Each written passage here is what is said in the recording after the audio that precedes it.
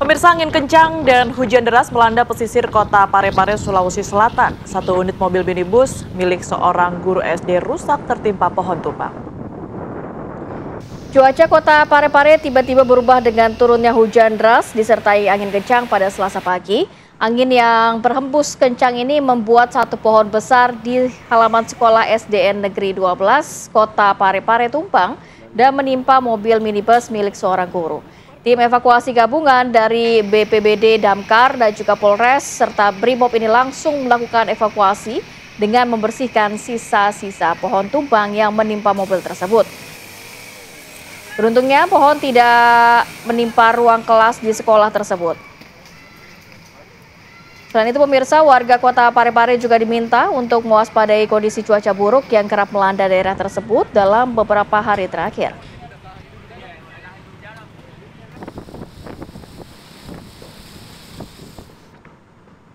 Kita ke informasi selanjutnya pemirsa, pergerakan tanah di Kampung Cingagoler, Desa Payaungan, Kecamatan Cihara, Kabupaten Lebak, Banten semakin meluas dan juga mengkhawatirkan.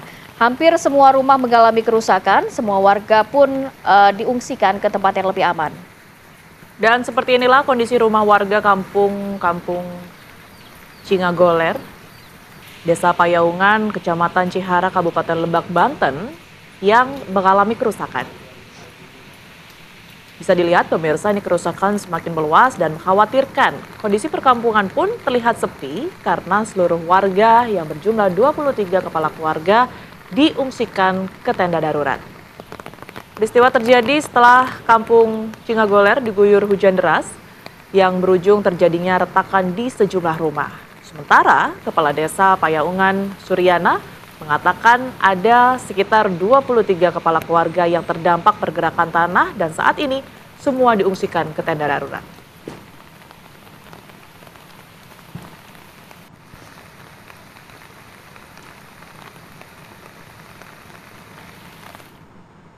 Pemirsa, terkait cuaca ekstrim yang melanda sejumlah wilayah di Indonesia, kita akan pantau langsung bersama Rizka Salsabila dan juga akan berbincang langsung dengan BMKG. Selamat pagi Rizka, silakan informasinya. Ya, selamat pagi Ratih dan juga Tiara. Seperti yang kita tahu, beberapa wilayah di Indonesia ini tengah mengalami beberapa bencana hidrometeorologi, yaitu berupa banjir, tanah longsor, angin kencang, angin puting beliung, hingga gelombang pasang. Untuk mengetahui sampai kapan sebenarnya cuaca ekstrim ini berlangsung, langsung bersama dengan kami, yaitu Ketua Prediksi dan juga Peringatan Dini Cuaca BMKG, Ibu Ida Pramuwardani. Ibu, boleh dijelaskan mungkin sampai kapan ini cuaca ekstrim di musim penghujan di wilayah Indonesia ini berlangsung? Ya, baik, terima kasih Mbak. Jadi mengingat saat ini sebagian besar wilayah Indonesia sudah memasuki musim hujan dan kita juga mesti bersiap terhadap potensi hujan yang dengan intensitas tinggi karena beberapa wilayah di bulan Desember, Januari, Februari juga akan mengalami puncak musim hujan. Jadi sampai dengan awal tahun kita perlu juga waspada terhadap potensi hujan yang cukup signifikan di sebagian besar wilayah di Indonesia. Mungkin kalau untuk wilayahnya sendiri, Ibu boleh ditunjukkan bagian wilayah Indonesia mana saja ini yang sangat berdampak dengan cuaca ekstrim tersebut?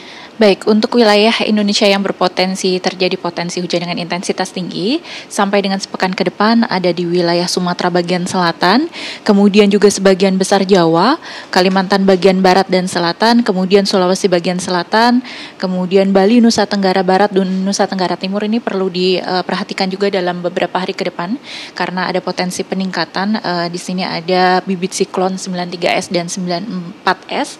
Ini juga berpengaruh terhadap semakin intensifnya pertumbuhan awan-awan hujan di wilayah tersebut.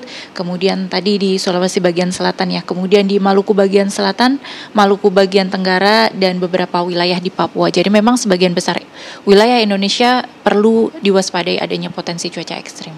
Bu, mungkin kan salah satu dari dampak cuaca ekstrim sendiri ini merupakan banjir. Nah, kira-kira untuk benarkah ini pada akhir tahun 2024 sampai dengan awal 2025 ini merupakan siklus banjir 5 tahunan ini, Bu? Apakah benar, dan mungkin berapa daerah mana saja yang akan berdampak? Mungkin apakah Jakarta juga ataupun wilayah Jawa Barat atau sekitarnya? Ya baik, mengingat memang di musim hujan kali ini, terutama di wilayah Jakarta dan juga Jawa Barat, sebagian besar mengalami musim hujan dengan sifat di atas normal.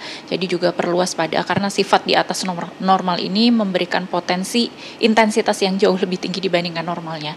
Sehingga untuk wilayah-wilayah yang mungkin rentan terhadap potensi bencana banjir, kemudian tanah longsor, itu perlu lebih diperhatikan lagi karena tadi jadi musim hujan saat ini di tahun ini itu sifatnya di atas normal. Kita perlu waspadai. Jadi untuk potensi hujan atau potensi banjir seperti yang kita alami di tahun 2020 bisa saja terjadi karena musim hujan saat ini yang lebih tinggi dibandingkan kondisi normal. Mungkin harus lebih diwaspadai dan juga untuk mungkin apa yang harus dipersiapkan seperti itu ya Bu ya.